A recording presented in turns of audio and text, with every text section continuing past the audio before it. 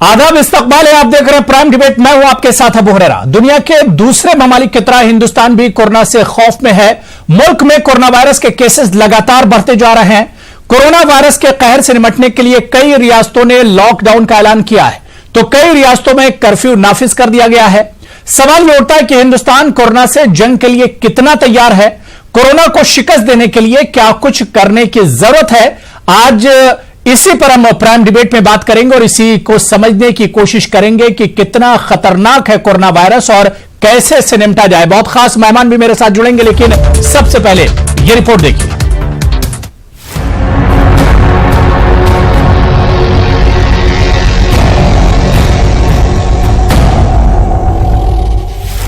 Corona से लड़ाई के लिए हिंदुस्तान ने तैयार किया प्लान। एहतियात से मिटाया जा सकता है कोरोना वायरस का नामो निशान। कोरोना के खिलाफ जंग के लिए तैयार है हिंदुस्तान। कोरोना वायरस की जद में दुनिया के 170 से ज्यादा ममालिक हैं और अब तक इससे मुतासिर होने वाले अफराद की तादाद 3 लाख से ज्यादा हो गई है। दुनिया भर में इससे मरने वालों की तादाद लगातार बढ़ रही है। हिंदुस्तान में भी कोरोना वायरस धीरे धीरे पैर पसार रहा है। यहां भी रोज बरोज कोरोना वायरस के केसेस की तादाद बढ़ रही है। मुल्क की कई रियासतों ने इस महीने के आखिर तक लॉकडाउन नाफिज कर दिया है। मरकजी हुकूमत ने पूरे मुल्क में सभी मुसाफिर ट्रेनों की आमदोरफ्त बंद कर दी है। दारुल हुकूमत दिल्ली में मेट्रो, रेल सर्विस समेत पब्लिक ट्रांसपोर्ट बंद है। सिर्फ लाजमी खिदमात से वाबस्ता दफातर खुले हुए हैं। दवाओं और रोजमर्रा की अशिया की दुकानों के अलावा सभी दुकानें और बाजार बंद हैं। वबाई बीमारियों के माहिरीन इंडिया में कोरोना के मरीजों की तादाद में बड़े इजाफे का खदशा जाहिर कर रहे हैं। महाराष्ट्र, मगरबी बंगाल, हरियाणा, आंध्र प्रदेश और उत्तर प्रदेश में जुज़वी लॉकडाउन किया गया है। मुंबई में मकामी ट्रेनें बंद कर दी गई हैं। बहुत से शहरों में लोगों को एक जगह जमा होने से रोकने के लिए दफा 144 नाफिज कर दी गई है। कोरोना के खौफ से लाखों नौकरी पेशा अफराद मुंबई, पुणे, बेंगलुरु और दिल्ली जैसे शहरों से अपने आबाई रियासतों का रुख कर रहे हैं, लेकिन ट्रेनें बंद हो जाने से बड़ी तादाद में ये वर्कर्स सफर नहीं कर सकेंगे। दिल्ली समेत बड़े बड़े शहरों में सड़कें वीरान हैं। पूरे मुल्क में डर और खौफ का माहौल है। लोगों से अपील की जा रही है कि वो अपने घरों से बाहर न निकलें। वजीर आजम नरेंद्र मोदी ने लोगों से अपील की है कि वो लॉकडाउन पर संजीदगी से अमल करें।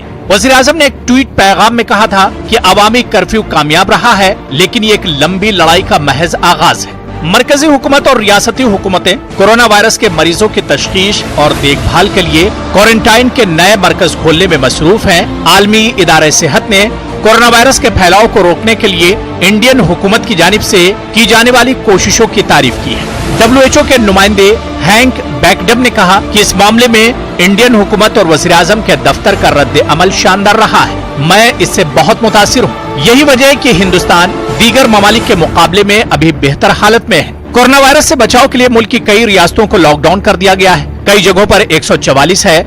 लोगों से ज्यादा एहतियात बरतने को कहा जा रहा है। जो रियासतें लॉकडाउन है वहां पर कुछ जरूरी खिदमात को छोड़कर तमाम मार्केट, दुकानें और बाजार बंद हैं। सिर्फ मेडिकल सर्विस और किराना की दुकानें खुली हुई हैं। माहिरीन और डॉक्टरों का मानना है कि कोरोना से लड़ाई सिर्फ एहतियात से ही जीती जा सकती है। लोगों को घबराने की जरूरत नहीं है। किसी तरह की अफरा तफरी ना पैदा करें। वबा से निपटने के लिए तमाम एहतियात करें। हमें ये याद रखना होगा कि ऐसी चीजें एक बार सामने आती हैं और एक ही बार में सब कुछ तबाह करके चली जाती हैं। हुकूमतों को भी इसकी आहट का अंदाजा नहीं होता। ये वो वक्त है जब हमें इस वबा से खुद को महफूज रखने और इससे मुकाबला करने के लिए तैयार रहना होगा। Bureau report, news 18 Urdu. तो कोरोना का कहर और खौफ और डर लगातार बढ़ता जा रहा है। कोरोना के केसेस हिंदुस्तान में भी लगातार बढ़ते जा रहे हैं और शायद यही वजह है कि लोगों में एक डर और खौफ है। या यूं कहा जाए कि मुल्क की मुख्तलिफ रियासतों ने अपने यहां एहतियात बरतते हुए एहतियाती तौर पर लॉकडाउन कर दिया है। कई रियासतों ने कर्फ्यू नाफिज कर दिया अपनी रियासतों में और कई सरकारों ने अपने यहां दफा 144 लगा दी है।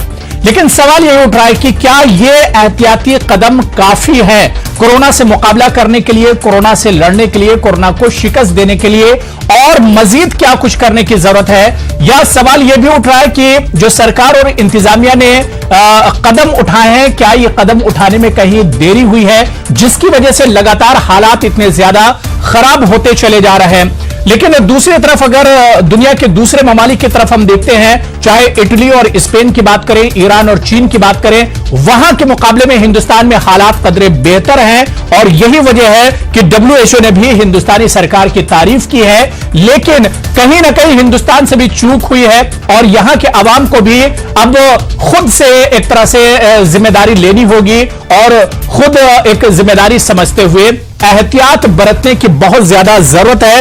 और क्या कुछ कदम उठाए जाएं कोरोना को शिकस्त देने के लिए, इससे लड़ने के लिए, इसी पर हम बात करेंगे। बहुत खास मेहमान मेरे साथ जुड़े हुए हैं, बहुत जल्दी अपने मेहमानों का आपसे तारुफ करा देता हूं। मेरे साथ बहुत खास मेहमान डॉक्टर MS कंवर जी, क्रिटिकल केयर एक्सपर्ट हैं, मेरे साथ जुड़े हुए हैं। डॉक्टर कंवर, आपका बहुत इस्तकबाल है न्यूज़ 18 उर्दू में। तंजीर अंसार हमारे नुमाइंदे हैं, मेरठ से हमारे साथ जुड़े हुए हैं। वेस्टर्न यूपी में क्या कुछ चल रहा है उस पर हम बात करेंगे। डॉक्टर मेहताब हमारे साथ जुड़े हुए हैं, भोपाल से हमारे नुमाइंदे हैं। क्या कुछ मध्य प्रदेश की सूरत हाल है, क्योंकि मध्य प्रदेश हिंदुस्तान के लिए बहुत अहम है, क्योंकि ये एक दरमियानी रियासत है जो हिंदुस्तान में आती है। यहां पर क्या कुछ हालात हैं, इस पर हम बात करेंगे। अभय उपाध्याय जी मेरे साथी हैं, और एडिटर आउटपुट नेटवर्क के टीम और सीनियर जर्नलिस्ट हैं, वो मेरे साथ स्टूडियो में मौजूद हैं। आपसे भी हम इस पर बात करेंगे। और कुछ देर में मेरे साथ डॉक्टर सैयद शकील, जो कि चीफ मेडिकल ऑफिसर हैं बेंगलुरु के, वो भी हमारे साथ इस डिबेट में जुड़ेंगे। तमाम मेहमानों का बहुत इस्तकबाल है। मैं सबसे पहले डॉक्टर कंवर आपसे ये शुरुआत करना चाहूंगा। सर, कई बार जब से कोरोना पर हम बात कर रहे हैं, कई मैंने डिबेट की, और उस कई डिबेट में आप जुड़े हैं। डॉक्टर कंवर, लगातार हम देख रहे हैं कि हिंदुस्तान में कोरोना के जो केसेस हैं उनकी तादाद लगातार बढ़ती जा रही है। आखिर इसकी वजह क्या है, और जो कदम उठाए जा रहे हैं इससे बचाव के लिए, उन्हें आप किस तरह से देखते हैं? जो तादाद बढ़नी शुरू हुई है वो एक्सपेक्टेड थी, और जो कदम लिए जा रहे हैं मैं सोचता हूँ बड़े तरीके से लिए भी जा रहे हैं। जहां तक इनिशियल स्टेज का सवाल है, जब तक इंटरनेशनल ट्रैवल कंटिन्यू रही तब तक ही पॉसिबिलिटी थी कि बाहर से केसेस आते, और अगर आते हैं तो लोकल अपने फैमिली मेंबर्स या जहां काम करते हैं वहां पे, या जिनके भी कांटेक्ट में आते हैं उन्हें इफेक्ट कर सकते। तो इनिशियली हम स्टेज 1 स्टेज 2 की बातें करते हैं, और ये मोस्टली ट्रैवल लिंक की होती है। उसके बाद अगर कॉन्टैक्ट्स एक से दूसरे को होने शुरू हो जाते हैं तो वो एक खतरे की घंटी बढ़ जाती है। और मैं सोचता हूं कि जो हिंदुस्तान ने कदम उठाने शुरू कर दिए एकदम से, जैसे वॉर फुटिंग पे, ऐसे उस तरीके से जो स्टेप लिए गए, और जिस तरीके से कल सारे हिंदुस्तान में एक तरीके से बंद लॉकडाउन रहा, आई थिंक ये बहुत ही पॉजिटिव स्टेप है। और हमारी गवर्नमेंट इतनी ज्यादा इस वक्त उजागर हो चुकी है इन चीजों के मामले में, और ऐसा लगता है जैसे उनको डेप्थ तक इस चीज की नॉलेज है कि हमें क्या हो सकता है, और फ्यूचर में 2-4 हफ्तों 6 हफ्तों के अंदर अंदर ही कितना बड़ा कहर आ सकता है, और उस सुनामी को अगर रोकना है तो उसको रोकने का क्या तरीका हो सकता है। नहीं तो किसी ने 4 दिन पहले भी ये सोचा नहीं होगा कि सारे हिंदुस्तान में लॉकडाउन हो जाएगा, और ये लॉकडाउन सिर्फ कोई एक दिन के लिए काफी नहीं था, ना ही होगा, और जो आगे कंटिन्यू हो रहा है ये बहुत जरूरी है। 2 हफ्ते का एक तरीके से लॉकडाउन होना जरूरी इसलिए है कि जो केसेस इस वक्त कम्युनिटी में हैं, अगर लॉकडाउन में वो अपने घरों में रहते हैं तो वो जब तक कि उनको डिजीज का पता चल जाएगा कि उनमें डिजीज है कि नहीं है, और उसका एक्शन नहीं ले लिया जाएगा, तब तक आगे फिर नए केसेस को इन्फेक्ट करने का उनको चांस नहीं मिलेगा अगर 2 हफ्ते का वक्त निकल जाता है। लेकिन मैं सोचता हूं कि 2 हफ्ते से ऊपर भी हमें शायद लॉकडाउन की सिचुएशन रहे, क्योंकि डिजीज को एकदम से आप ऐसे सप्रेस करने की कोशिश करें तो जैसे ही आपका लॉकडाउन खुलेगा तो ये पॉसिबल हो सकता है कि जो केसेस अभी पूरी तरह से देखिए, एक ये तो है नहीं कि 14 हफ्ते में 14 दिन में डिजीज आ भी गई और डिजीज चली भी गई। ये डिजीज लंबा खिंचती है तो तब नए केस इन्फेक्शन के आ सकते हैं। तो हमें प्रोलॉन्ग लॉकडाउन के लिए मेंटली तैयार रहना चाहिए। लेकिन जिस हिसाब से दूसरे कंट्रीज में हुआ, वेस्टर्न कंट्रीज में हुआ, इटली में देखिए कितनी बुरी हालत है इस वक्त, स्पेन में उसी तरीके की सिचुएशन बन रही है। इटली में 60,000 लोग इन्फेक्टेड हैं, स्पेन और जर्मनी में 33,000 क्रॉस कर चुका है नंबर। इवन यूएसए में 34,000 के करीब, नहीं सॉरी, जर्मनी और स्पेन में 23,000 है और यूएसए में 33,000 क्रॉस कर गया। अब दीज आर एस्टाउंडिंग नंबर्स। इतनी जल्दी विद इन 5-7 दिन में ही इतने केसेस जंप कर चुके हैं और मोर्टेलिटी रेट, डेथ रेट इतना बढ़ गया है। उस हिसाब से सोचें तो हिंदुस्तान बचा हुआ है और इस वक्त अगर बचा रहना है तो वो स्टेप लेने भी बहुत जरूरी है जो हमने जिंदगी में कभी सोचे नहीं थे कि हमें 2-3 हफ्ते के लिए या इससे भी लंबा अपने घरों में रहना पड़ सकता है। तो ये अगर नहीं किया तो ये वक्त हाथ से निकल जाएगा। इसलिए ये स्टेप बहुत ही जरूरी है। बिल्कुल, यानी एहतियात बहुत जरूरी है, घरों में रहें और किसी तरह से पैनिक होने की जरूरत नहीं है। सब बहुत सब्र से यहां पर काम लेने की जरूरत है। बड़ी अच्छी बात डॉक्टर कंवर ने बताई। मेरे साथ एक और खास मेहमान बेंगलुरु से डॉक्टर सैयद शकील साहब जुड़ गए जो कि चीफ मेडिकल ऑफिसर है बेंगलुरु के, वो भी हमारे साथ जुड़े हुए हैं। डॉक्टर शकील, आपका भी बहुत इस्तकबाल है न्यूज 18 उर्दू में।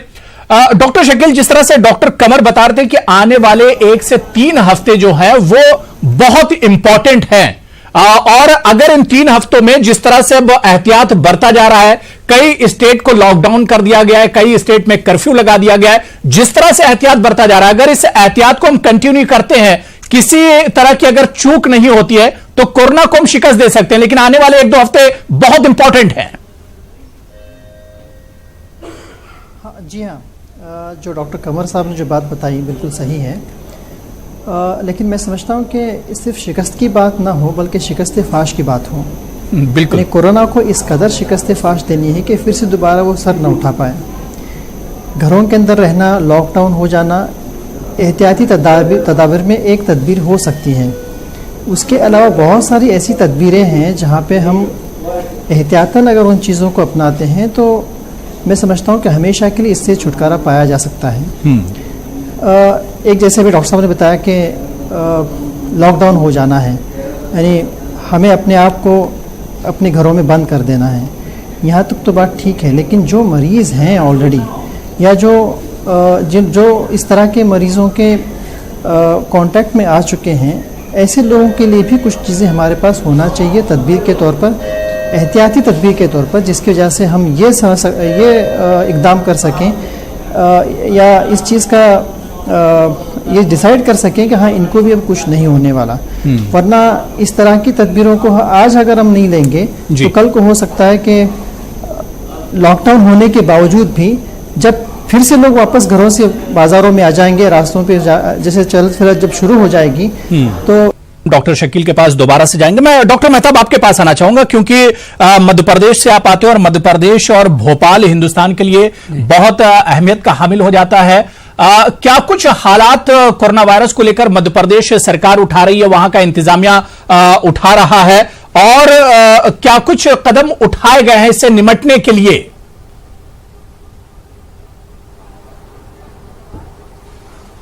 और हम बता दें कि मध्य प्रदेश जो है साउथ इंडिया की बात करें या जो है शुमाल हिंदुस्तान की बात करें, दोनों को जोड़ता है और ये हिंदुस्तान का दिल है। और यहाँ पर 52 जिलों में से 42 जिलों को लॉकडाउन कर दिया गया है।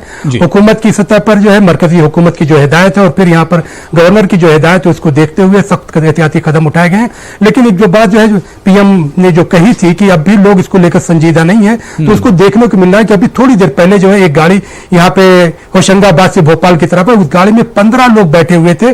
15 लोगों को बैठे होना अहम नहीं है लेकिन उन 15 लोगों में किसी के पास मास्क भी नहीं था और उसमें सैनिटाइजेशन का कोई इंतजाम नहीं। तो सवाल है कि अगर हुकूमत किसी बात को इतनी संजीदगी से कह रही है और एक ऐसी बीमारी जिसने पूरे दुनिया को अपने आगोश में ले लिया है, उसके लिए अब भी अवाम इतना संजीदा क्यों नहीं हो रहे? अब यहां पर चलता है का मामला नहीं है, बल्कि जो है आपको संजीदगी का मुजाहरा करना पड़ेगा। आप इस बात का इंतजार मत कीजिए कि जब बीमारी होगी तो इलाज करवा लेंगे, क्योंकि पहले आपको प्रिवेंशन पर कदम रखना होगा। Prevention is better than cure, क्योंकि अगर आपने इस पर एहतियाती कदम के तौर पर काम कर लिया तो आप आगे की जंग जीत लेंगे। और जैसे कि अभी डॉक्टर साहब बात कर रहे हैं, तो मैं बताऊं कि ये तो पहला फेज अभी जो 31 मार्च तक की बात की जा रही है, लेकिन WHO की जो हमारी जो बात हुई है तो इस बात को मानते हैं कि इस कदम में कम से कम पूरी दुनिया को 3 महीने के लिए लॉकडाउन करना पड़ेगा, तब जाकर कोई काम बन पाएगा, क्योंकि ये पहला मरहला है। क्योंकि अगर जब सिम्टम होते हैं, हुरैरा तो बुनियादी बात यह है कि एक आदमी को जुकाम है, छींक आ रही है या उसको बलगम है, तो ये अलामतें उस वक्त भी हो सकती है कि वायु प्रदूषण हो, वायु एयर प्रदूषण की वजह से हो सकता है। लेकिन एक आदमी को अगर छींक आ रही है, खांसी है, बलगम है, नाक बह रही है, तो ये जो जुकाम की अलामत भी हो सकती है। लेकिन एक आदमी को अगर छींक आ रही है, जुकाम है, बलगम है और इसके साथ उसको जो है हल्का फीवर भी है और उसमें जिसमें दर्द भी है, तो ये फ्लू की भी अलामत हो सकती है। लेकिन इन तमाम अलामतों के साथ साथ अगर उसको कंटिन्यू हाई फीवर है और फिर उसको सांस लेने की तकलीफ होती है, तो हम इसे कहते हैं कि इसमें कोरोना की जो है वायरस इसमें सिम्टम हमें दिखाई दे रहे हैं और यहाँ पर उस पर ही नजर रखने की जरूरत है। और ये सिम्टम जो है 1 से लेकर 14 से 15 दिन के बीच अपनी अलामत को कहीं जाहिर करते हैं। और बाद वक्त आपने देखा होगा एयरपोर्ट पे कुछ लोग आए, उनकी जो है जांच की गई और उनको घर भेज दिया गया, और उस वक्त एयरपोर्ट पे जब उनकी जांच की गई तो वहां पर किसी भी तरह की कोई अलामत उनमें जाहिर नहीं हुई। जिस तरह से हम जबलपुर के केसेस की बात करें, और वहां पर जबलपुर में जब देखते हैं कि केसेस जो वहां से आए थे उसमें कोई अलामत नहीं थी, लेकिन बाद में उनकी अलामत जाहिर हुई। अब इस वक्त मध्य प्रदेश में 7 केस हमारे सामने आ चुके हैं, जिसमें से 6 जबलपुर से है, 1 भोपाल से है। लेकिन एक दिलचस्प बात यह भी है कि इतनी अहम बात, इतना अहम मामला जहां पर पूरी दुनिया संजीदगी से गौर कर रही है, एक महामारी की बीमारी है, सोशल मीडिया डराने का काम कर रहा है। जबलपुर की मैं बात कर रहा था, वहां पे मुकेश अग्रवाल जो वार्ड में एडमिट है हॉस्पिटल में, उनके मुतालिक सोशल मीडिया पे खबर उड़ा दी गई कि साहब उनका इंतकाल हो गया है, और फिर मुकेश अग्रवाल को आकर जो है ये बताना पड़ा कि मैं अभी जिंदा हूं। इस तरह की कोई बात नहीं है, और यही वजह है कि हम देखते हैं कि मध्य प्रदेश हुकूमत ने, इंतजामिया ने इस तरह का जो है फौरी कदम उठाया कि अगर सोशल मीडिया पे ऐसी कोई गलत अफवाह उड़ाई जाती है तो उनके खिलाफ सख्त कदम उठाया जाएगा। और भोपाल राजधानी की बात करें तो यहाँ पे जगह जगह पर चेकिंग की जा रही है, पूरी सरहदों को लॉक कर दिया गया है, कोई भी गाड़ी बाहर से आती है उसके नंबर जांच तमाम चीजों की एंट्री की जा रही है, और आम लोगों को भी आमदोरफ्त पर पाबंदी लगाई जा रही है, क्योंकि प्रिवेंशन का जो एहतियात का कदम है इसलिए उठाया गया ताकि मुल्क के अवाम को जो है राहत दी जा सके, और जो महामारी जो बीमारी जो फैल रही है उससे पूरे हिंदुस्तान को, हिंदुस्तान के शहरियों को बचाया जा सके। और ये मुमकिन इसलिए भी दिखाई दे रहा है क्योंकि हुकूमत की सतह के साथ साथ अवाम अपनी बेदारी का मुजाहरा कर रहे हैं, सबूत दे रहे हैं। चाहे हम धर्मगुरुओं की बात करें, चाहे मजहबी रहनुमाओं की बात करें, चाहे हम एडमिनिस्ट्रेशन की बात करें या हुकूमतों की बात करें, तमाम इस बात को लेकर संजीदा है। इस बीच हमारे साथ एक और खास मेहमान जुड़ गए, डॉक्टर मोहसिन वली साहब, सीनियर फिजिशियन है, वो भी हमारे साथ डिबेट में जुड़ चुके हैं। डॉक्टर मोहसिन वली साहब, आपका भी इस्तकबाल है न्यूज़ 18 उर्दू में। मैं मोहसिन वली साहब आपके पास ही सीधा आना चाहूंगा। मोहसिन वली साहब, कई बार डिबेट में हम लोग जुड़े और शुरुआत में कहा जा रहा था कि हिंदुस्तानी इंतजामिया और सरकार ने बहुत अच्छी पहल की है, इसे बहुत हद तक काबू किया है, लेकिन डॉक्टर साहब लगातार हम देख रहे हैं कि केसेस बढ़ते जा रहे हैं, डर और खौफ भी इसकी वजह से मुल्क में बड़े पैमाने पर बढ़ रहा है। हमने ये कहा था हमेशा कि हम आइसबर्ग के टिप की तरह इसको देख रहे हैं, अभी तो नीचे चट्टान पूरी पानी के नीचे तैर रही है। हमने ये भी कहा था कि ये खतरनाक वायरस है। हमने ये भी कहा था अगर लोग हैंड हाइजीन, सैनिटाइजेशन को प्रैक्टिस नहीं करेंगे ठीक से तो ये बढ़ेगा जी। कल के बाद ये भी देखा जा रहा है कि लोग अभी भी वार्निंग्स के बाद बाहर निकल रहे हैं, शायद कर्फ्यू जैसी हालत करनी पड़े।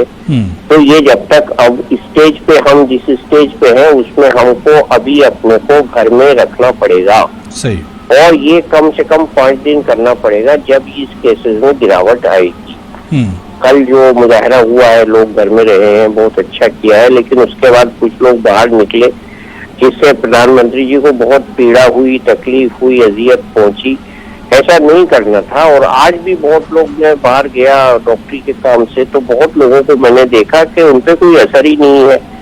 बहुत ज्यादा अमवात हुई है इटली में और अमेरिका जैसे एडवांस कंट्रीज में। खाली न्यूयॉर्क में आज बहुत ज्यादा अमवात हुई है जिसका आंकड़े बताने का कोई फायदा नहीं है, हर मिनट चेंज हो रहे हैं। सही। हर मिनट चेंज हो रहे हैं। और अमेरिका का जो आंकड़ा है वो निकल गया है उसके पार स्पेन के। कल अमेरिका स्पेन से नीचे था। तो जब इन मुल्कों के लोगों को, पढ़े लिखे लोगों को बीमारी ने इतनी बुरी तरह सताया है तो हम उनसे तो शायद बहुत पीछे है। खुदा ना खास्ता अगर ऐसा हो जाएगा तो बहुत मुश्किल आन पड़ेगी। सड़कों पे लाशें उठाने वाला कोई नहीं होगा। मैं डराने के लिए नहीं कह रहा हूँ, ये बात समझदार लोगों के लिए कह रहा हूँ। थोड़ी सी कुर्बानी इस वक्त दे दें, अपने को घर में रखें और बाहर बिल्कुल न जाए। बाहर निकलना इस वक्त खतरा है। इस बात की डिबेट पे नहीं पड़ना है कि स्टेज 2 है कि स्टेज 3 है। ये हमको आराम करने का कोरोना ने एक मौका दिया है, घर में रहने का, बच्चों बीवी के पास रहने का, अखबार पढ़ने का, घर में नेटफ्लिक्स आपका चैनल सब देखने का। तो ये करना जरूरी है और इसको करने के लिए कोई टैक्स नहीं देना पड़ेगा। अगर हम बाहर जाके अपने को एक्सपोज करेंगे तो हमको बहुत बड़ा इसका भुगतान करना पड़ेगा, टैक्स देना पड़ेगा। और इसमें सबसे अहम जो है वो जब भी घर में आए हाथ धोएं, आके बाहर वाले पहने हुए कपड़े उतार के बाहर एक अपना स्टैंड रख दें, उस पर ले जाए। अगर हो सके तो घर आके फौरन नहा ले, नाक में पानी दें और इस तरह से पूरी बॉडी को अपने साफ रखें। अव्वल तो बाहर जाना ही नहीं है। और इसके अलावा कुछ करेंसी नोट्स वगैरह भी जो आपके पास अगर आ रहे हैं तो उनको घर में लाके प्रेस के नीचे थोड़ा सा प्रेस कर लें, उनपे गर्म होकर नोट स्टेलाइज हो जाएंगे। और करेंसी नोटों को बैग में रखें, जेब में नहीं रखें। एक प्लास्टिक का पॉलिथीन का बैग लें, उसमें रखें और उनको जेब में डायरेक्ट न रखें। इसी तरह से अखबार वगैरह अगर आप चाहें, आपको लग रहा है अखबार वालों ने छुआ है, चेन है, उसको ब्रेक करना है तो अखबार को आप प्रेस कर सकते हैं, धूप में रख सकते हैं, गर्मी में रख सकते हैं। और ये सावधानी जरूरी इसलिए हो रही है कि हमको ये वायरस दिखाई नहीं देता है और दिखाई जब नहीं दे रही है कोई चीज तो कहाँ से चिपक के जा रहा है तो वो पता नहीं लगेगा। और जितने भी लोग हैं 60 साल से उम्र के, वो छोटे बच्चों के साथ न खेलें घरों में, उनको हग न करें, उनको किस न करें। बच्चों को भी अलग रखना है। ये बहुत बड़े एक मुल्क का बहुत बड़ा सीक्रेट डायरेक्टिव है जो मैं आपसे शेयर कर रहा हूँ। मैं उसका नाम नहीं ले सकता। और ये ऑथेंटिकेटेड बात है कि छोटे बच्चों को और बड़ों को, बुजुर्गों को अलग रखना है क्योंकि उनको कुछ नहीं होगा लेकिन हमारे बुजुर्ग इन्फेक्ट हो जाएंगे। और बच्चों को बाहर नहीं जाने दिया जाए। और इस वक्त की जरूरत ये है कि स्टे एट होम वाली बात आप चलाएं अपने चैनल पे और लोगों को समझाएं कि बाहर न निकले और बाहर निकलने में खतरा है। और दूसरी बात जो अभी WHO की तरफ से आई है वो ये है कि ड्रॉपलेट्स जो इसके हैं वो कुछ घंटे हवा में जरूर फ्लोट करते हैं। तो बजाय मास्क के रुमाल और टिश्यू पेपर से अपनी नाक को ढक के रखें और इसकी एहतियात करें। और जिन लोगों को जरा भी खांसी, नजला, बुखार है फौरन वो अपने मास्क लगा लें। उनको खांसी, बुखार से, नजले से जो दूसरे वायरसेस हैं, इन्फ्लुएंजा जैसे जो स्वाइन फ्लू है वो भी चल रहा है आजकल, तो वो बाहर नहीं जाएगा और मास्क में रह जाएगा। और मास्क को डिस्कार्ड करने का और टिश्यू पेपर को डिस्कार्ड करने का भी जो तरीका है वो ये है कि एक दिन से ज्यादा मास्क को यूज न करें और टिश्यू पेपर को एक बार यूज करें और उसको सेफ जगह पे डस्टबिन में, बंद डस्टबिन में डालें। आजकल प्लास्टिक के ढक्कन वाले डस्टबिन आते हैं, उनमें डालें। और कपड़े रोज धुले हुए पहने और कपड़ों पे प्रेस करके पहने ताकि प्रेस करने से कपड़ों का सब वायरस खत्म हो जाए। और आने के बाद कपड़ों को अलग रखें और वो भी एक बंद किसी चीज में रखें, चाहे वो बंद बड़ा डिब्बा हो, चाहे कपड़े रखने की बास्केट हो। और उनको धोबी के यहाँ भेजें धोने, गर्म पानी में उबालें अगर घर धोना है तो, और डिटर्जेंट से धोएं।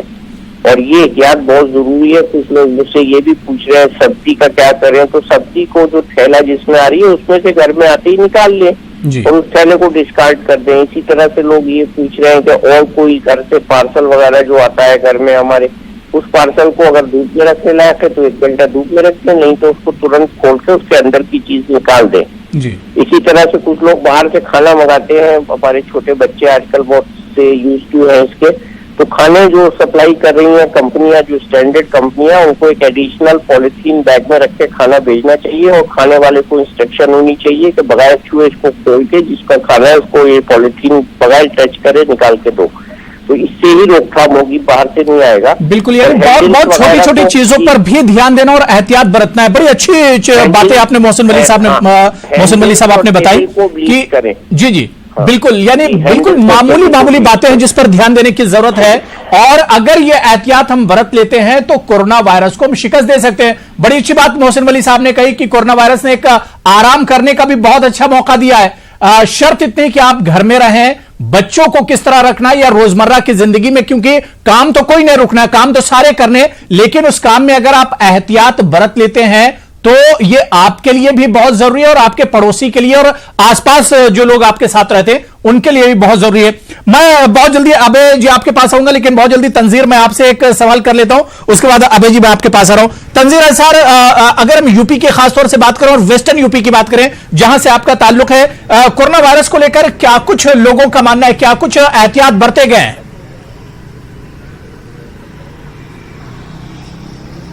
जी बिल्कुल अबू, देखिए जिस तरह से पीएम मोदी ने अपील की थी कि एक दिन का जनता कर्फ्यू रखा जाए, तो उसका यहाँ बहुत सख्ती से लोगों ने अमल किया है और उस पर उसका असर भी नज़र आया। तो वेस्ट यूपी एक तरह से पूरी तरह से लॉकडाउन है, लेकिन देखा यह जा रहा है कि बाज़ार और दुकानें तो बंद हैं, लेकिन फिर भी कई इलाकों में लोग बाहर निकले या फिर उन्होंने सोचा कि नई छुट्टी है तो हम उसको क्रिकेट खेल के मना रहे हैं या फिर ग्रुप्स में बाहर जा रहे हैं। तो ये बदएहतियाती जो की जा रही है ये कहीं ना कहीं खतरनाक साबित हो सकती है। दुकानें जो खुली हैं वो मेडिकल्स की खुली क्योंकि वो ज़रूरत है लोगों की, ग्रॉसरी जो है वो ज़रूरत है। मॉल्स बंद रहे, शॉपिंग मॉल्स बंद हैं और बड़ी जो सीरीज़ हैं ग्रॉसरीज की वो बंद हैं, इवन कि यहाँ तक कि जो होम डिलीवरीज हैं वो बंद हैं, लेकिन रेस्टोरेंट बंद हैं। लेकिन उसके बावजूद जो ज़रूरत के सामान है वो लोग खरीदारी करेंगे और वो उनकी ज़रूरत भी है। लोग दवाएं खरीदने बाहर निकल रहे हैं, दवाओं की दुकानों पर भीड़ ज़रूर नज़र आई, ग्रॉसरी पर भीड़ ज़रूर नज़र आई, लेकिन इसके अलावा सड़कों पर उस तरह से लोग नहीं नज़र आए क्योंकि शहर लॉकडाउन है, बाहर से लोगों को अंदर नहीं आने दिया जा रहा है, यहाँ से लोग बाहर नहीं जा सकते। पुलिस मुस्तैद है, यहाँ पर पुलिस और पैरामिलिट्री फोर्सेस के जो जवान हैं वो तैनात हैं। और सुबह से जो हमने जायज़ा लिया, हम सुबह से यहाँ निकले और अभी रात तक जो भी हालात का जायज़ा शहर में लिया, तो रेलवे स्टेशन हो, बस हो, क्योंकि इंटर स्टेट सर्विसेज भी बंद हैं। रेलवे ने पहले ही ऐलान कर दिया कि 31 मार्च तक सारी ट्रेनें जो हैं वो कैंसिल कर दी हैं, तो उसकी वजह से स्टेशन पे भी कोई नहीं है। लेकिन लोग अपने प्राइवेट व्हीकल से निकल रहे हैं, जिनको जाना है बाहर ज़रूरी है, लेकिन अगर उनके पास कोई वैलिड रीज़न नहीं है तो पुलिस उनको वापस भेज रही है घर। और अगर कहीं उनको हॉस्पिटल जाना है या कहीं दुकान से इंतजामिया की तरफ से भी एक तरह से सख्ती बरती जा रही है ताकि लोग ज्यादा से ज्यादा एहतियात करें। लोग अपने कामों की वजह से घरों से निकल रहे हैं, लेकिन वक्ती तौर पर लोगों को समझना होगा कि एहतियात, बहुत ज्यादा एहतियात की इसमें जरूरत है। मैं अभय जी, जितने हमारे एक्सपर्ट हैं उन्हें आपने सुना और जो हमारे रिपोर्टर्स डिफरेंट सिटीज से जुड़े हुए हैं उन्हें भी आपने सुना। सिर्फ बात अभय जी एहतियात की जा रही है और अब हिंदुस्तान को भी इटली, स्पेन और अमेरिका या चाइना से एक तरह से सीखने का मौका है। जो गलतियां उन लोगों ने की थी वो गलतियां हिंदुस्तान ना दोहराए। अगर एहतियात बरते और सरकार की तरफ से तमाम कदम उठाए जा रहे हैं, लॉकडाउन किया जा रहा है, कर्फ्यू जहां जरूरत है वहां कर्फ्यू लगाया जा रहा है, जहां पर 144 की जरूरत है उसका इस्तेमाल किया जा रहा है, तो सरकार की तरफ से एहतियात बरती जा रही है। लेकिन अब यह पब्लिक और आवाम की जिम्मेदारी बनती है कि वो खुद कितने ज्यादा हसास हैं इस इशू को लेकर। जी, अब वो बिल्कुल यही बात है और ये समझना होगा कि एक दो तरफा मामला है। बिल्कुल ऐसा नहीं कि सरकार कोई कदम उठाती है और हम अपना रोजमर्रा का जो काम है वो करते रहें और इससे हम सुरक्षित रहेंगे। हमारे जितने एक्सपर्ट्स हैं वही बता रहे हैं। आज ऐसे डिबेट, इसको डिबेट ना कहें, डिस्कशन कहें, और वो इसका मकसद यही है कि सभी एक्सपर्ट्स जब इस बात को बताते हैं तो लोगों को समझना चाहिए दरअसल बीमारी कितनी गंभीर है। बिल्कुल सबसे मुश्किल बात अब ये जा रही है कि जो पढ़ा लिखा तबका है, आप देखिए कि शुरुआती तौर पर इस बीमारी को लेकर भी वही लोग आए जो विदेशों में रहते हैं, अच्छे इंजीनियर्स हैं और दूसरे कई तमाम तरह के पेशों में हैं। यहाँ के बच्चे हैं जो बाहर पढ़ाई कर रहे थे वो लौट के आए और उन लोगों ने भी सारी जितने भी जो एहतियाती कदम उठाए जाने थे उसको नजरअंदाज किया। एक तस्वीर आपने देखी होगी, 5 बजे ताली बजाने के बाद एक अवेयरनेस के लिए बहुत अच्छा था, हमने एक तरीके का थैंक्स गिविंग था इस डॉक्टर मेडिकल कम्युनिटी को। लेकिन आप पीलीभीत की तस्वीरें आपने देखी होंगी, अब डीएम और एसपी वहां घंटी बजाते हुए और थाली बजाते हुए सड़कों पर जा रहे हैं और पीछे 1000-1500 की भीड़ है। तो ये संजीदगी से नहीं लिया जा रहा है, ये संजीदगी से इसको नहीं लिया जा रहा है। अगर देखिए आप कि यूरोप में स्पेन की तस्वीर तो इतनी भयावह हो चुकी है और जबकि वहां की जो सुरक्षा स्वास्थ्य व्यवस्थाएं हैं बहुत ही आला दर्जे की हैं। आप देखिए स्विट्जरलैंड को तो हम लोगों ने जब से किताबों में पढ़ा और तस्वीरों में देखा है, हम उसको स्वर्ग ही मान के चलते आए हैं अभी तक। और आलम यह है कि अगर पर कैपिटा वहां मरीजों की तादाद देखें तो वो यूरोप में दूसरे नंबर पर है। तो ये चीजें हैं कि अगर आप नजरअंदाज करते हैं चीजों को, एहतियात नहीं रखते हैं, तो फिर वही दिन देखना पड़ सकता है। और बल्कि जैसा डॉक्टर मोहसिन बता भी रहे थे कि इतनी खराब स्थिति आ सकती है कि ये स्पेन और इटली उसके सामने कुछ भी नहीं होगा।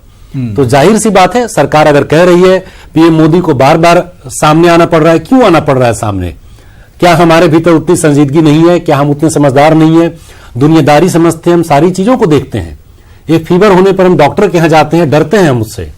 तो यहां तो अगर हम एहतियात नहीं बरतते हैं, सावधानी नहीं रखते हैं, तो बहुत खतरनाक नतीजा होगा। वाकई में अगर एहतियात नहीं बरती गई और अगर चूक हुई तो बहुत खराब नतीजे इसके आने वाले। और बार बार डॉक्टर और एक्सपर्ट जो हमारे साथ जुड़े हुए हैं और इसके अलावा जो माहिरीन है, सिर्फ यही कह रहे हैं कि एहतियात आप बरतिए और एहतियात से ही कोरोना को शिकस्त दी जा सकती है। इसकी कोई दवा नहीं, कोई वैक्सीन नहीं, सिर्फ एहतियात बरतिए। कुछ दिनों के लिए अपने घरों में रहिए, घरों से बिल्कुल मत निकलिए। अगर अपार्टमेंट में हैं तो आप अपने घर से निकलकर, अपने रूम से निकलकर दूसरे के घर में मत जाइए, पड़ोसी का हालचाल मत लीजिए। आप अपने घर में रहिए, बल्कि फोन पर कॉन्फ्रेंसिंग के जरिए वीडियो कॉन्फ्रेंसिंग कीजिए, फोन पर बात कीजिए, लेकिन किसी से मिलना जुलना बिल्कुल बंद कर दिया जाए, सिर्फ एहतियात बरता जाए। बहुत छोटा सा मुझे ब्रेक लेना है, लेकिन ब्रेक से जब लौट कर आएंगे तो इस इश्यू पर भी हम बात करेंगे कि अभी और क्या कुछ कदम उठाने की जरूरत है कोरोना वायरस के खिलाफ, या बार बार जो घरों में रहने की बात कही जा रही है, घर में यह वक्त कैसे गुजारा जाए। और मोहसिन वली साहब ने घर में रहने और एहतियात बरतने की बहुत अच्छी चीजें बताई हैं। इस पर और आप ब्रेक के उस पार भी बात करेंगे कि घर में क्या कुछ और एहतियात किया जा सकता है, उस पर भी बात करेंगे। छोटे से ब्रेक के बाद फौरन हाजिर होते हैं। तो प्राइम डिबेट में हम बात कोरोना वायरस के कहर की कर रहे हैं। दुनिया के दूसरे ममालिक की तरह हिंदुस्तान में भी अब कोरोना को लेकर खौफ और डर बढ़ता जा रहा है। रोज कोरोना के जो केसेस हैं उसमें लगातार इजाफा होता जा रहा है और एहतियाती तौर पर मरकजी सरकार के अलावा रियासती सरकारों ने भी कदम उठाया है। कई रियासतों को लॉकडाउन कर दिया गया है, कई रियासतों में कर्फ्यू का निफाज कर दिया गया। लेकिन सवाल ये उठ रहा है कि जो कदम सरकार की तरफ से उठाए गए, क्या वो कदम काफी है, या कोरोना वायरस को शिकस्त देने के लिए आवाम को भी पूरा साथ देना होगा। खुद अपनी एक जिम्मेदारी आवाम को समझनी होगी, तभी हम कोरोना वायरस को शिकस्त दे सकते हैं। बहुत खास मेहमान मेरे साथ जुड़े हुए और बहुत अच्छी और बहुत मुफीद मशवरे भी जो माहिरीन हमारे साथ जुड़े हुए वो दे रहे हैं। मैं डॉक्टर एमएस कंवर साहब आपसे ही शुरुआत करना चाहूंगा ब्रेक के बाद। डॉक्टर एमएस कंवर, बहुत छोटी छोटी से बातें हैं, अगर उस पर अमल कर लिया जाए, जिस प्रिकॉशन की हम बात कर रहे हैं कोरोना वायरस को लेकर, तो बहुत हद तक हम कोरोना को एक तरह से हरा सकते हैं, शिकस्त दे सकते हैं। लेकिन जरूरत इस बात की है कि हर एक को अपनी जिम्मेदारी समझते हुए इससे एक तरह से लड़ना है। बिल्कुल ठीक फरमा रहे हैं आप। जो सरकार कर रही है, चाहे वो रिक्वेस्ट कर रही थी, अब धीरे धीरे इन्फोर्स कर रही है और 144 तक की लगनी शुरू हो गई है जी। ये तो एक अलग चीज है जो कि बहुत इसेंशियल हो गया था और टाइमली एक्शन ले भी लिया गया। और मैं सोचता हूँ अगले कुछ दिनों में लॉकडाउन सिर्फ कोई 80 डिस्ट्रिक्ट में नहीं रह जाएंगे और वे बढ़ जाएंगे और बढ़ने भी चाहिए। बिल्कुल। लेकिन एज इंडिविजुअल, एज सोसाइटी, हमें ये देखना बहुत जरूरी है कि क्या हमारे वजह से किसी और को इन्फेक्शन तो नहीं हो रहा। और अगर किसी को आपको शक है कि इसको इन्फेक्शन हो सकता है, तो आप उसको क्या कैसे आइसोलेट करें, उसको क्या समझाएं और किस स्टेज पे आपको टेस्टिंग के लिए जाना चाहिए या डॉक्टर के पास जाना चाहिए। अगर घर के एग्जांपल लें, अगर घर में आप लोग सब ठीक है, किसी को कोई सिम्टम नहीं है, कोई बाहर आ जा नहीं रहा है, तो आप सेफ हैं। लेकिन अगर ऐसी सिचुएशन है कि आप घर में किसी को सिम्टम अगर शुरू होते हैं, किसी को भी इंसान को, तो आप इमीडिएटली उसको आइसोलेट करने की कोशिश करें। अगर आप कर सकते हैं तो, डिपेंडिंग ऑन के आपके घर में कितने लोग रहते हैं। अब 85% हिंदुस्तानी घरों में ऐसी सिचुएशन तो है नहीं कि हर एक अपने अलग कमरे में रह सकता है। तो ऐसी सिचुएशन में आपको कैसे आइसोलेट करना है, ये आपको सीखना जरूरी है। उसके अलावा जो बाकी प्रिकॉशंस हैं बहुत ही जरूरी है कि आप कैसे अपना मास्क यूज करेंगे अगर आपको सिम्टम है, और अगर आप किसी और को सिम्टम है तब भी आपको, अगर आप नजदीकी कांटेक्ट में है, तो आपको मास्क इस्तेमाल करना चाहिए। हर वक्त सैनिटाइजर या हैंड वॉशिंग की एक आदत डाल लेनी चाहिए, और ये भी आदत डालनी होनी चाहिए कि इधर उधर बार बार हाथ ना लगाएं। फर्ज कीजिए आपके घर में मेड्स का आना जाना है, तो उसको जितना भी आप मिनिमाइज कर सकें उतना ही अच्छा है। या मेड को लिव इन कर लो ताकि वो भी बाहर आने जाने की सिचुएशन में ना रहे। तो ये हमें एज सोसाइटी सिर्फ कोई अपने लिए या अपने इमीडिएट जो आपके फैमिली मेंबर्स हैं उन्हीं के लिए नहीं कर रहे हैं, आप हिंदुस्तान में इसकी स्प्रेड को रोकने के लिए बहुत योगदान देंगे अगर आप ऐसा करने में हेल्प करते हैं। तो ये एक कलेक्टिव एक तरीके से एक एक्शन होगा जो कि हर इंसान के दिमाग में होना चाहिए कि हमें इस बीमारी से कैसे बचना है, पहली बात, इसको कैसे रोकना है, तीसरा वो जो हालात दुनिया में कई कंट्रीज में पैदा हो गए वो हिंदुस्तान में ना आए, तो ये बहुत बड़ी कामयाब होगी जो कि दुनिया में एक एग्जाम्पलरी चीज बन जाएगी कि हिंदुस्तान जहां की इतनी बड़ी आबादी है और इतना ज्यादा रहने का तरीका या आप पॉवर्टी कह सकते हो, सोशो इकोनॉमिक स्टेटस है जिसमें कि एक आग लगने की वो वाली सिचुएशन खड़ी हो सकती है, चाइना से भी कहीं ज्यादा बढ़ सकती है, इटली से भी कहीं ज्यादा बढ़ सकती है जैसे आपने पहले फरमाया। तो उसमें अगर आप किसी तरीके से भी ये तोड़ कर पाते हैं, ये एक दुनिया के लिए एग्जाम्पल बन जाएगा। तो उसमें आप सब मिलकर योगदान करें, इससे ज्यादा आप सोसाइटी की और अपने आप की मदद नहीं कर सकते अगले कुछ हफ्तों के लिए। बिल्कुल, यानी एहतियात बहुत जरूरी है और ये एहतियात सबको मिलकर एक तरह से अगर हम करते हैं और सारे लोग इस अगर अपनी जिम्मेदारी समझ लें तो एक तरह से हम कोरोना के खिलाफ खड़े हो सकते हैं, उसे शिकस्त दे सकते हैं। लेकिन शर्त यही है जो डॉक्टर कंवर ने भी बताई और तमाम लोगों ने उसी पर चर्चा की, डॉक्टर मोहसिन वली ने भी बताया कि इसमें सबको एक तरह से एहतियात बरतने की जरूरत है और सबको अपना एक तरह से योगदान देना होगा। मैं डॉक्टर शकील आपके पास आना चाहूंगा। डॉक्टर शकील, क्या सिर्फ घर में अपने आप को कैद कर लेना, क्या यही एक मसले का हल है? अगर आदमी घर में कैद है तो क्या कुछ मजीद उसे घर के अंदर एहतियात बरतने की जरूरत है?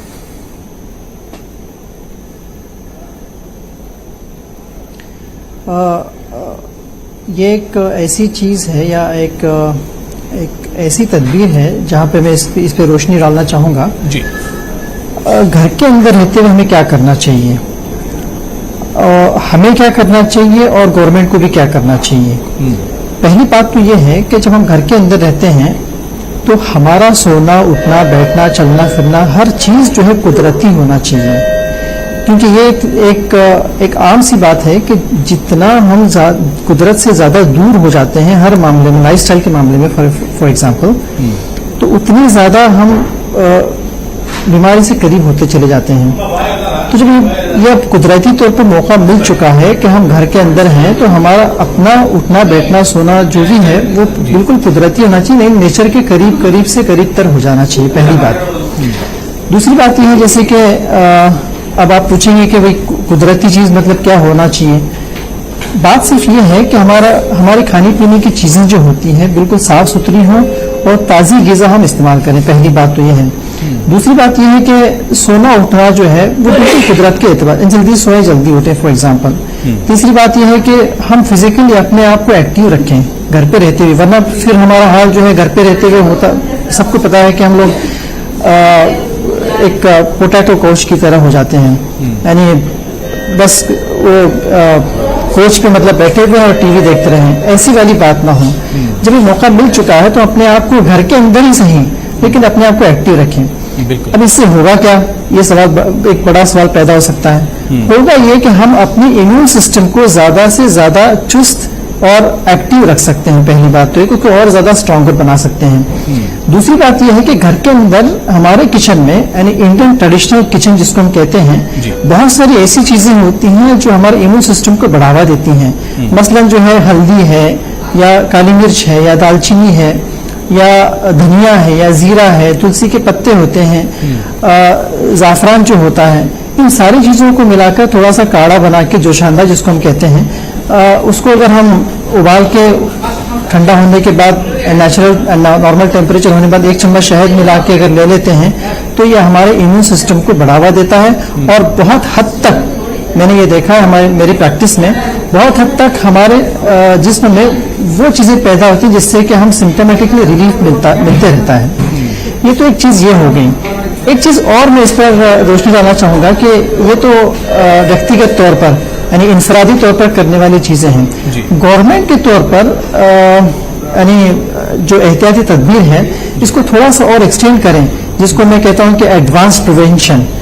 देखिए, एलोपैथिक सिस्टम तो अपनी अनथक और जी जान से मतलब वो मेहनत तो कर ही रहा है कि किसी तरह से इस चीज़ को कंटेन किया जाए, किसी तरह से इस चीज़ को काबू में लाया जाए।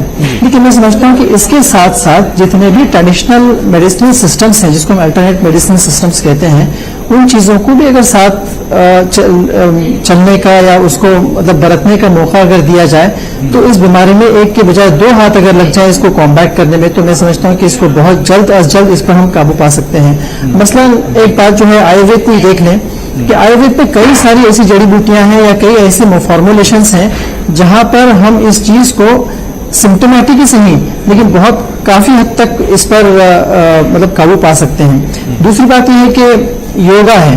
योगा में आप सब जानते हैं और अभी हार्वर्ड यूनिवर्सिटी का वैसे रिसर्च भी आया हुआ है कि इस तरह की कंडीशंस में जो दहशत पैदा होती है और एक तरह का एक खौफजदा माहौल पैदा हो जाता है, दिमाग के अंदर एंग्जाइटी पैदा हो जाती है, स्ट्रेस पैदा हो जाता है, ऐसी कंडीशन में योगा जो होते हैं वो काफी हद तक इंसान के लिए स्ट्रेस बस्टिंग का काम करते हैं, जहां पे हम ये देखते हैं कि इंसान को रिलीफ मिलता है। और जाहिर सी बात है, सब जितने डॉक्टर्स बैठे हैं सब माहिर ही हैं। साइकोलॉजिकल इफेक्ट जो होता है वो हमारे फिजिकल एंटिटी पे बहुत ज्यादा इफेक्ट कर जाता है।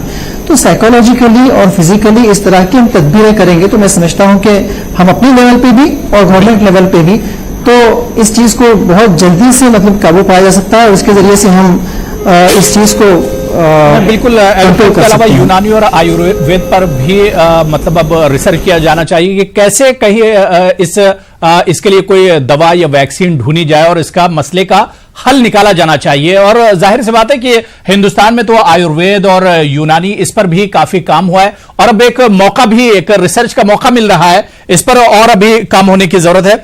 मैं मोहसिन वली साहब शायद मेरे साथ जुड़े हुए हैं। मोहसिन वली साहब, मुझे सुन पा रहे हैं आप? हाँ, जी सर, जो बातें आपने बताई बड़ी काम की चीजें बताई और जितने एक्सपर्ट बैठे हुए हैं सारी चीजें हम बहुत गौर से सुन रहे हैं और मैं पूरा टाइम दे रहा हूं कि आप लोग जो हमारे चैनल के जरिए से जो चीजें हमारे नाजरीन तक जाएंगे वो बहुत मुफीद मशवरे होंगे। मोहसिन वली साहब, अभी एक बात डॉक्टर शकील जो कह रहे थे कि घर में रहना भी, छुट्टियां भी मनानी है और एहतियात बरतनी और एक्टिव रहना है। एक्टिव कैसे रहना है सर?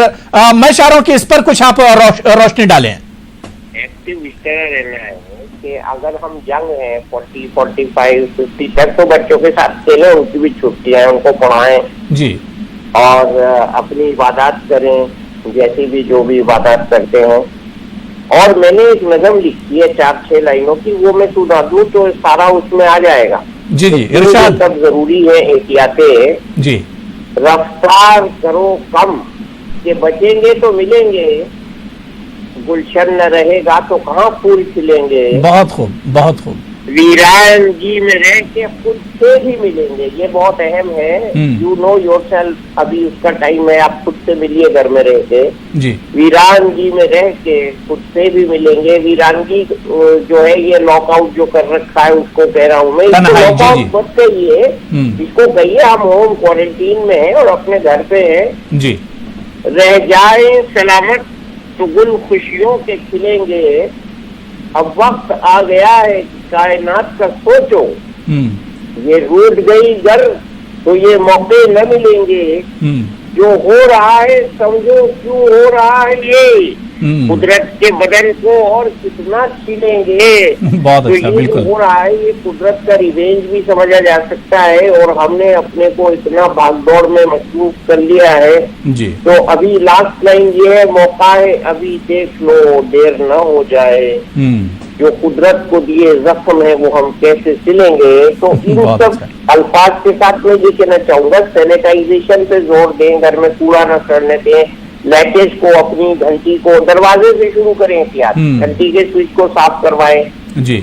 उसके बाद अपने जो कब्जे कुल्ले हैं दरवाजों के उनको साफ करवाएं, नॉन डोमिनेंट हाथ से छुएं। अगर आप सब काम दाहिने हाथ से करते हैं तो आप बाएं हाथ से अपनी कुंडी खोलिए, टिश्यू पेपर ले लीजिए हाथ में, उससे खोलिए, फिर जूते कोशिश कीजिए, केरला में कोई आदमी जूते लेके घर में नहीं आता। बाहर का जो कपड़ा है, आपकी शेरवानी है, शॉल है, या बाहर का कोट है, मतलब जो आप कोट पहने हुए हैं, जो बहुत सी चीजों से छू के आ रहा है, उसको आप एक हेड स्टैंड या कोई हैंगर रख दीजिए, वहां उतारिए, रोज कपड़े बदलिए। अगर हो सके तो घर में आके गर्म पानी से नहा लीजिए, गार्गल्स करिए। कलौंजी भी मैं उसमें ऐड कर रहा हूँ, जो किचन की चीजें इन्होंने बताई हैं। बच्चों को संतरा खिला सकते हैं, विटामिन सी इसमें रिकमेंडेड है, जिंक इसमें रिकमेंडेड है। 2 चीजें और मैं इसमें ऐड कर रहा हूँ जो तरकीब बताई है। हल्दी आपने बताई, हल्दी दूध में भी दी जा सकती है, कलौंजी का तेल भी होता है, कलौंजी खाई जा सकती है। हम इसके मोहताज ना बने, नहीं हम इसके मोहताज ना बने के साथ। WHO ने नहीं बताया है, WHO को कुछ नहीं पता, वो शीशे के दफ्तर में बैठे हुए हैं। वो तो हम जो उनको बता रहे हैं उसी के हिसाब से हमें हिदायत दे रही है। WHO को चाइना ने जो ब्रीफ किया, वो WHO ने उसके हिसाब से काम किया। अब चाइना ने ये नहीं बताया WHO को लोग सड़कों पे गिर रहे हैं, वो आपने देखा। तो आज WHO ने ये कह दिया कि साहब ड्रॉपलेट भी हवा में सस्पेंडेड रहती हैं। अब लोग कह रहे हैं कि साहब जब ड्रॉपलेट रहती हैं तो हम मास्क क्यों ना पहने। नहीं, मास्क न पहनिए, टिश्यू लगा लीजिए, टाटा बांध लीजिए, दुपट्टा लगा लीजिए। बहुत सी ऐसी चीजें हैं जो अभी दवा के बारे में WHO जो है अभी मुज़ाकरात कर रही है। हमारे डॉक्टरों ने जो है 2 हफ्ते पहले 2 इटालियन ठीक करके भेज दिए। तो ऐसी बहुत सी बातें हैं। हमारे डॉक्टर वर्ल्ड के सबसे बढ़िया डॉक्टर हैं, NHS और US के नासा में बैठे हैं और US का मेडिकल सिस्टम संभाले हुए हैं, UK का मेडिकल सिस्टम पूरा संभाले हुए हैं। हम किसी के मोहताज नहीं है, हमारे पास सब पैचीज हैं। हमारे डॉक्टरों को गवर्नमेंट ने इंस्ट्रक्शन ये दी है कि जिस केस में आपको लगे कुछ दवाई देनी है तो आप अपने ज्ञान और विवेक से, अपने मशवरे से जो आपको ठीक समझ रहे हैं वो दीजिए। ऐसा नहीं है कि इसका कोई इलाज ही नहीं है साहब। सबसे पहला इलाज तो ये है कि आप इन्फेक्शन ही ना होने दीजिए। दूसरा इलाज ये है कि आप एहतियात कीजिए। तीसरा इलाज ये है कि घर में रहिए। चौथा इलाज ये है सैनिटाइज रहिए। 5वां इलाज ये है कि डॉक्टर का मशवरा लीजिए। 6वां इलाज ये है कि अगर आप बहुत बीमार हो गए हैं, उन 2% लोगों में है, तो अस्पताल जाके इलाज कराइए। इलाज करना डॉक्टर का काम है। इस बात से मायूस नहीं होना चाहिए। ये हम लोगों की भी गलती है कि शुरू से हमने इस बात को चलाया कि साहब ये नया वायरस है, इसका कोई इलाज नहीं है। ये गलत बात है। हर बीमारी का 98% वायरल बीमारी का कोई इलाज नहीं है। अगर आप डॉक्टर को दिखाते हैं तो 1 हफ्ते में ठीक होते हैं, और अगर डॉक्टर को नहीं दिखाते हैं तो 7 दिन में ठीक होते हैं। बहुत पुरानी कहावत है वायरल इन्फेक्शन के लिए। लेकिन ये बहुत ही नटखट वायरस है, शरारती वायरस है, तेजी से फैलने वाला वायरस है, और इसकी क्या राज है जो खुलना बाकी है। उसकी वजह से इसमें अमवात बहुत ज्यादा हो रही हैं। यूरोप में बूढ़ों की अमवात बहुत ज्यादा हो रही है। अभी मैंने दिल जलाने वाला इटली का एक वीडियो देखा, कमाल की वो मैनेजमेंट कर रहे हैं, लेकिन उसके बाद भी वो बचा नहीं पा रहे हैं। तो मैं और हम लोग सब मिलके कोशिश कर रहे हैं कि ये नौबत हमारे मुल्क में ना आ जाए। जैसे अभी डॉक्टर साहब बता रहे थे, तो संभालना बहुत मुश्किल हो जाएगा। हम एक ज्वालामुखी के मुंह पे बैठे हैं और बहुत ही होशमंद, सावधान और केयरफुल रहना है। जो प्राइम मिनिस्टर का कीवर्ड है उनकी सब स्पीचेज में, वो है सतर्क। सतर्क का मतलब ये है सब तरफ से चौकन्ना। तो ये हमको चौकन्ना रहने का बिल्कुल बहुत होशियार रहने की जरूरत है, बहुत सतर्क रहने की जरूरत है, और ये आवाम को भी अब सोचना होगा। मैं डॉक्टर मेहताब, बहुत छोटा सा एक कमेंट, मुझे उसके बाद वाइंड अप भी करना है। एहतियात बहुत जरूरी है और सरकारों ने भी इस चीज को महसूस किया है। तमाम सरकारों ने, सेंटर ने इस चीज को महसूस किया, और जो हमारे रियासती सरकार है उन्होंने भी एक तरह से महसूस किया है कि एहतियाती ही मसले का हल है। जब दवा नहीं, वैक्सीन नहीं, तो सिर्फ एहतियात से लड़ा जा सकता है।